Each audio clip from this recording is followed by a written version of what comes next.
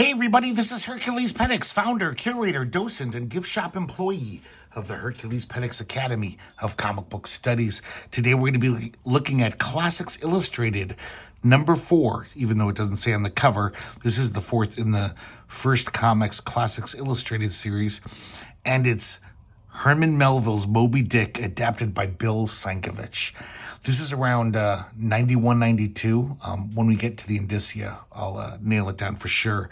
This is like the height of Sienkiewicz's powers. I mean, he hasn't really fallen from that height.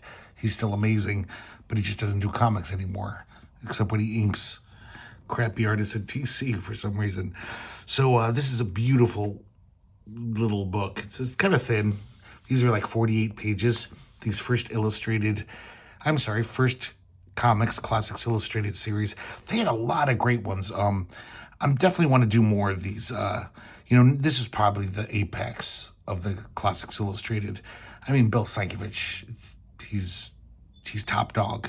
But there's some really good ones. Rick Geary, John K. Snyder III, Kyle Baker doing beautiful work. So we'll be looking at some of those in the future. But for now, we're going to look at Moby Dick. Beautiful cover by Sienkiewicz. Just, I don't know how that guy's mind operates. It's amazing. Beautiful title page. God, just the colors, the painting, perfect. So Bill Sienkiewicz had help in the writing department on this. Dan Chichester wrote a lot of stuff for Epic Comics, and I believe he moved over to DC. Did a lot of stuff for DC. Maybe I'm mixing that up, though. And lettered by Willie Schubert, who was kind of like the first comics house letterer. He did tons of stuff for First. I love this image. It's Moby Dick, but also the body turns into the face of Ahab here, showing their link, because they do have an incredible link. They have some nice little historical information about Herman Melville and Moby Dick. You know, when it was published, the reaction to it. And I guess Moby Dick was really poorly received when it came out. People didn't like it. But in the 1920s, it got reevaluated. And people realized it's like the great American novel. At least a lot of people think that. Oh, sorry, guys. It's 1990. February 1990 this came out. So it starts with the famous line, "Call me Ishmael." He's going to be our narrator, our protagonist. And he's getting lodgings for the night. Look at this beautiful shit. Just Bill Sienkiewicz completely experimented with every page. Let me see how this is showing up. Okay, I hope you can see it okay. I don't want to crack the spine too much. So they bunk him with this guy who's like, he's a cannibal named Queequeg. And, he sells human heads to make extra money. So he's this total savage. And he spends a terrified night wondering if this guy's going to eat him. And Queequeg's just like smoking out of his pipe, doing this kind of ritual.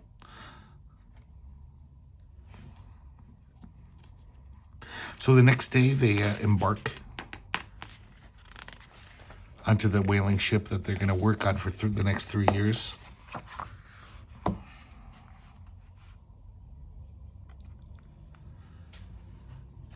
And we don't see Captain Ahab yet. It takes a few days to load the ship, have all the sailors arrive, and Captain Ahab's nowhere to be found. We see this little, I love this, with this little black and white thing, where Queequeg's little god is this little shrine, kind of like a, I don't know, like little figure, and his cross is right next to it. And he kind of realizes that there's really no difference between them. A lot of people would be like, he's a heathen. But this Ishmael guy's pretty, I guess, enlightened for the time. And they become really close friends just in the day or two before they ship out. They smoke together. I guess Queequeg did come to like the Western world to learn about Christianity. He was a prince in his own land. But he wanted to see what's up with this. And he also wanted to learn some of our technical, the white man's technological ways.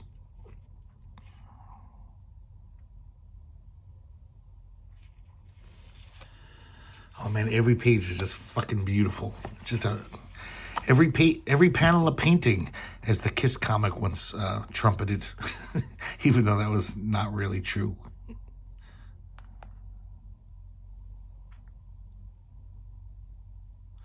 So he's on this ship called the Pequod. Pequod?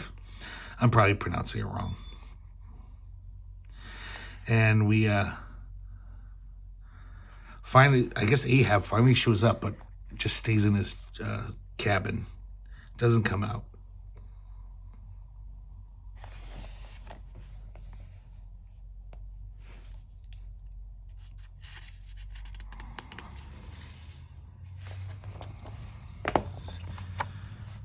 So finally, Ahab comes out of his cabin.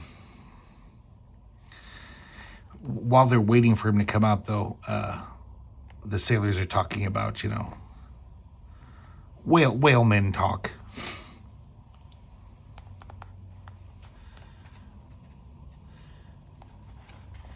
And we meet all the first mates and their spearmen.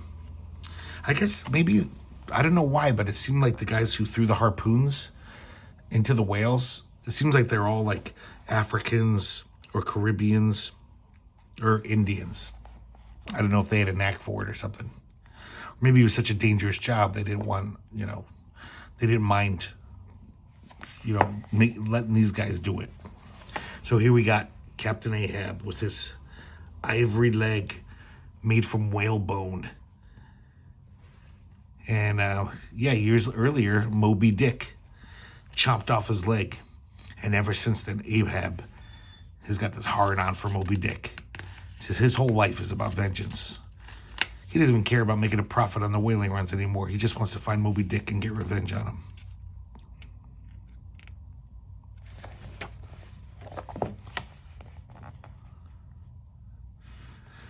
Bill Sienkiewicz just keeps doing all this mixed media. A lot of it's just beautiful oil painting, watercolor, and switching to weird black and white art.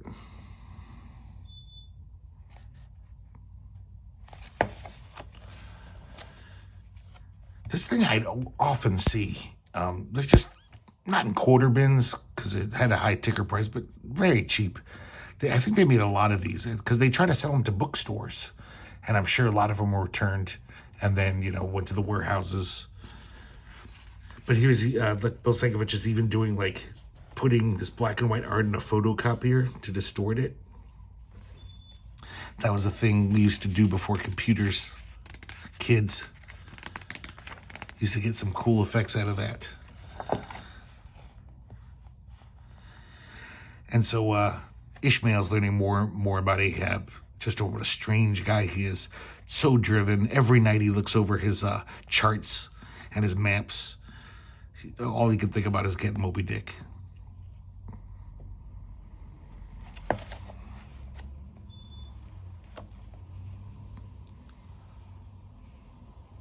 So they gotta, even if Moby Dick's not around, they still got a whale.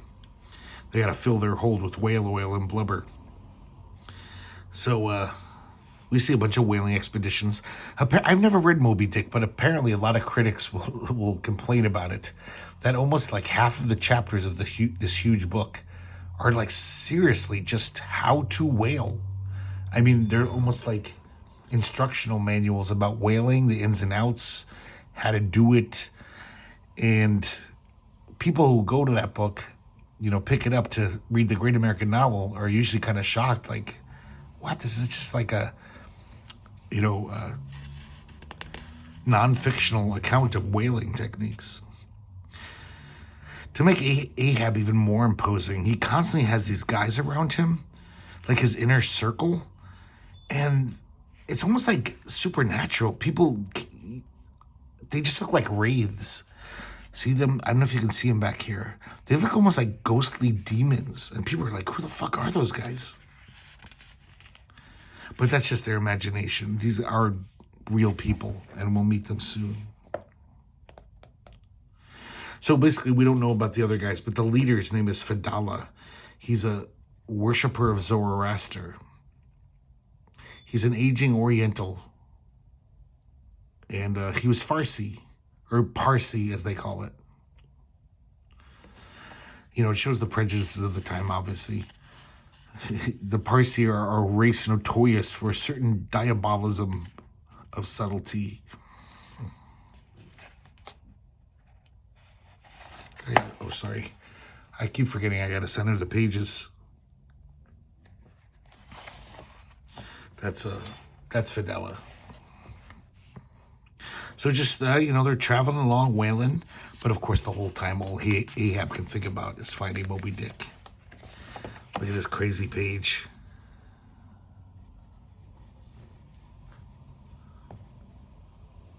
Nice design work. I mean, that's what Sienkiewicz brought to comics. Just his amazing sense of design, graphic design. He could have made so much money just being an advertiser guy, you know, but he loved comics, and he still comes back to them. This is crazy.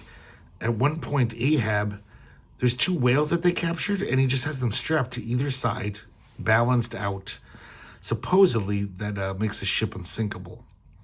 It just seems like it would really slow you down. But, you know, I'm no whaler. I don't know this arcane knowledge. Oh, man, I love every page of this. So every time they pass another whaling ship, they basically Ahab always just says, "Have you seen Moby Dick?" And at first, none have. And then the farther they go out to sea, the more and more captains are like, "Oh yeah, I think we saw his spout about, you know, 2 days before." Here we have a little aside by Ishmael about how he has a theory how all the great monsters in like myth and history were whales. So he thinks St. Dragon didn't really fight a land-bound dragon. I'm sorry, St. George, St. Dragon. He believes St. George actually fought a whale. And of course he talks about Jonah. He talks about Perseus, who killed the sea monster. And, you know, most people would draw that back then as like a kind of Loch Ness monster looking sea monster. But he thinks, no, it's just a whale. And Hercules. So he kind of has this noble lineage, he feels.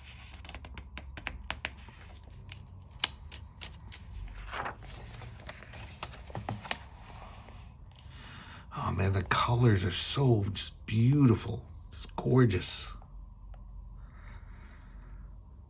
And I love it, too. It's just like, just a masterful drawing ability. But then he does all this crazy stuff on top of it. It's like, you know, some guys can do this like flashy painting style, but they don't really have the underpinnings of great draftsmanship. But Sienkiewicz is great at just drawing simple black and white stuff. And then he's so good at just using all this mixed media. At one point, one of the cabin boys drowns. Oh, I'm sorry, he doesn't drown. He dies from fright because he's drowning. And they rescue him, but he dies of fright. He has a heart attack. And Ahab shows this total tenderness for him. He's just bereft. And he says, this boy, Pip, Ahab declares that he would never leave his side and would live with him in his cabin. Thou touchest my inmost center, boy. Thou art tied to me by cords woven of my heartstrings. So I don't know. I don't know if this is implying that, like, Pip was his catamite. You know, because they say that about cabin boys back then.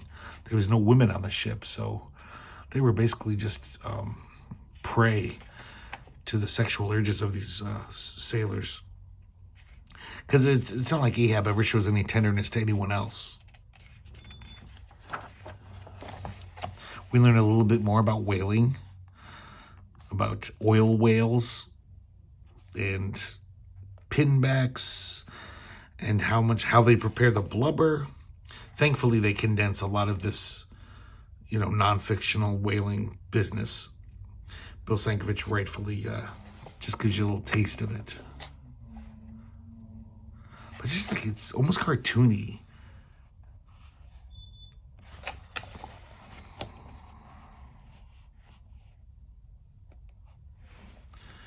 So they keep passing ships, and Ahab keeps seeing if they, asking if they've seen the white whale. Oh man, that is mood. Is capturing Ahab's dark soul in a painting.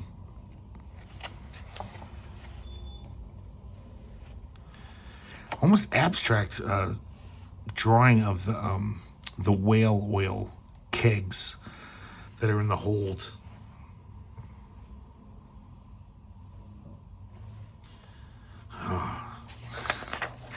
Sorry, I just want to keep repeating myself and just saying, oh, look at this panel. Look at this page, because they're all exquisite. Queequeg almost dies from a illness. But he asked the carpenter, the ship's carpenter, to make him a coffin. And he gets in the coffin to see if it fits him well. And he says, this is perfect. And instantly he gets better.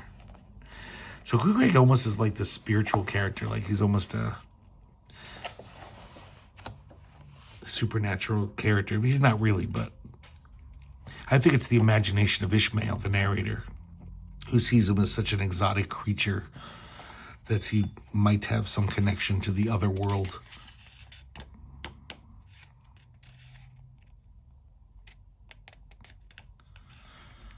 Oh, I love this page too. Damn it. I love all the pages. This one's so glaring by its by contrast. They do pass a ship that's on their way home. After 3 years on the sea, they've filled their hold with whale oil, and they're heading home to make all their money. And they're so happy. It's basically they're having a nonstop party, just getting drunk. And, you know, look how gay these colors are. And I mean gay in the old sense of the word. Just happy pinks and oranges, warm oranges. It almost looks silly, this, you know, with all the other colors we've seen, this like bright, hot pink. But it totally shows how they feel. They're jubilant. They're just so happy. Because it's miserable being on a whaling ship for 3 years. You can imagine. It's fucking not fun. And then we see Ahab's crew by contrast. I love that. These guys look like they're in a concentration camp or something. It's hard. They do not look happy at all. They look miserable compared to these guys especially. So they continue their journey, still whaling, you know. They're doing very well, capturing all these whales and rendering them. But of course, Ahab doesn't give a shit. We see more of that photocopy distortion here.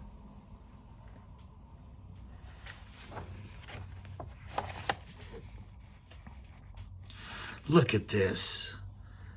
This is so beautiful. This oil, I think that's oil painting. You know, I'm not an artist.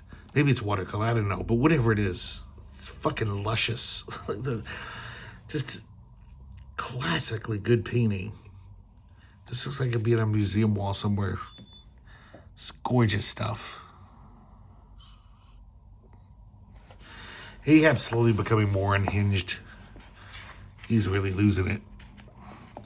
But they have a feeling they're getting closer to Moby. Because more and more captains are saying, yeah, we just saw him a few hours ago. So they're triangulating where he could be.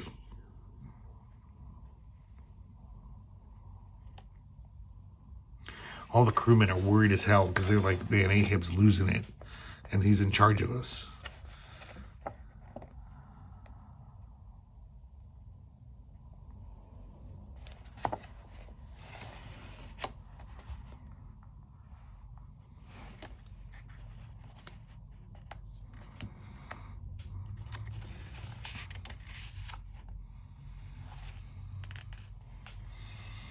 Sorry, I keep losing myself looking at this art.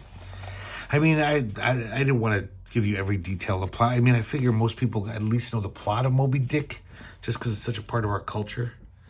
I mean, it's basically just Ahab chasing after Moby Dick. Look at this, showing his madness. A face. And I love the way his hands are contorted. His hands are, look like abstract, like Picasso drew them. But this is just totally beautiful, realistic painting. But man, he looks psycho. He really captures his insanity. A lot of the men are saying, can we turn back? Of course, Ahab's like, fuck you.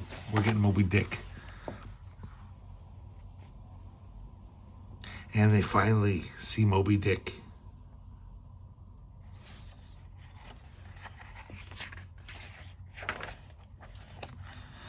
Look at that. I'll try to hold this open without cracking the spine. Our first 2-page spread. And, yeah, what a worthy subject to have a 2-page spread. If you're going to have one. Moby just totally crushing all of these whaling boats. They're just like flies to him. Ahab's on one of the whaling boats. Once again, just these colors. It's like candy. And Moby Dick's just destroying everything. Ahab's boat is capsized as well.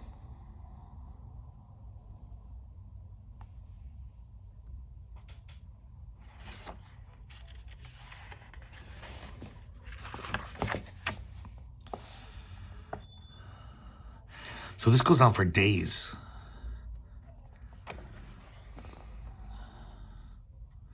So Moby Dick is such an angry, huge whale. He's even ramming the ship itself. Most whales would, it's like hitting a wall. But Moby Dick is actually damaging the ship. Let me try to open this again, too. Another spread. Of course, Ahab is just enraged.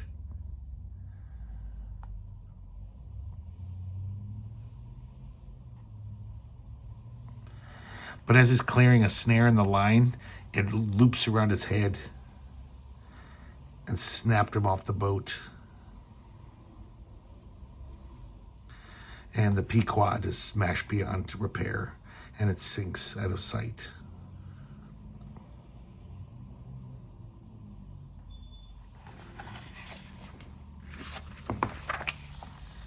Oh, I don't even know if you can see this. This is so subtle. I fucking love this 2-page spread, though. So basically, Moby's, done his job. He's killed everyone. His attackers.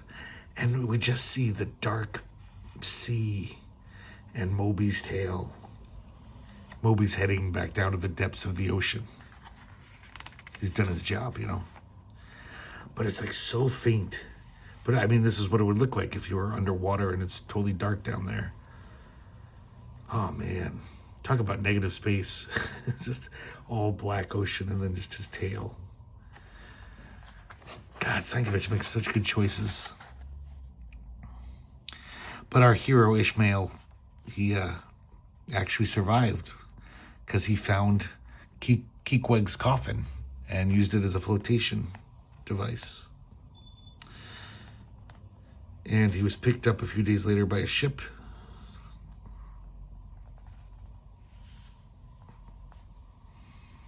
And this is just very interesting painting here. Just kind of kinetic. And this is all realistic, but the way he chooses to depict the sunlight on the water, it's just almost abstract art. But it looks great. You can totally tell what it is. Oh man, I wish this went on for 500 more pages. Every page was a fucking delight. We have a nice biographical sketches of the author of the original work and the artist and the writer. Yeah, I guess D.G. Chichester was an editor at Epic, and he wrote a lot of stuff for them.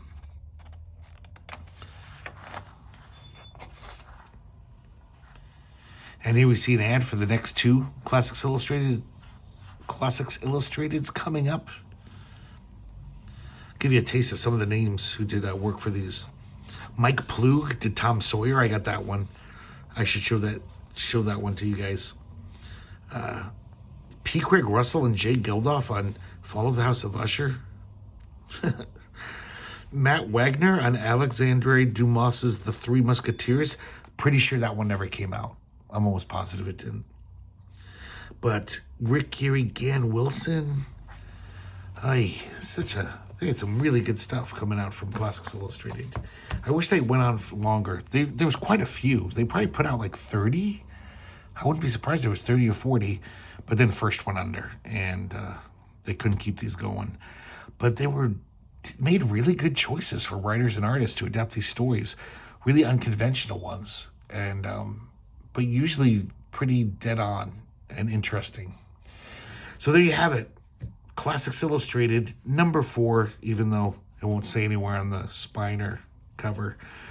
And Moby Dick by Bill Sienkiewicz. I hope you find this. I don't know if they've ever reprinted it, which seems crazy in this age of graphic novels being in libraries and,